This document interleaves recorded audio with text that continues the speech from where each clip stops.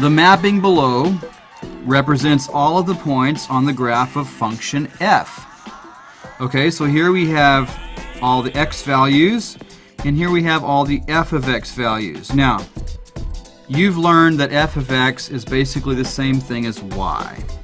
So I'm just going to cross that out. I'm going to put a y instead. So here's my x values, here's my y values. What is the domain of f? Okay, domain's a vocabulary word. There's a few ways you can remember all the different things that go with x and y. One of the big ways is Dixie and Roy D. You may remember Dixie and Roy D as being the silly cows that are always painting on the billboards, "Eat more chicken," because they don't want to get eaten because they're cows, right? So if you remember that, Dixie is the bottom cow that is walking back and forth on the billboard. Okay, and Roy D is the top cow standing on Dixie that paints up and down. Alright, and Roy D depends on Dixie. Notice the letter Y is in Roy D, the letter X is in Dixie. And actually, I'm going to rewrite these down here. It might be a little better.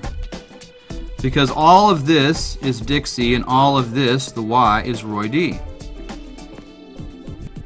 Alright, so Dixie, the D stands for domain. Roy D, the R stands for range. Okay? Another way is this little wrap. D, domain, it's a set of all the X numbers that you can get.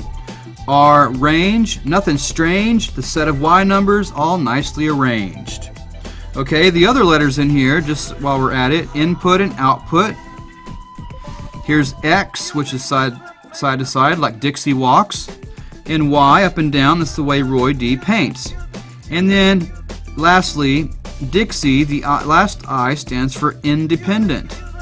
Because this is the independent quantity, and Y is the dependent quantity. So you could basically say Y depends on the X, how the X changes, along with all this other stuff over here.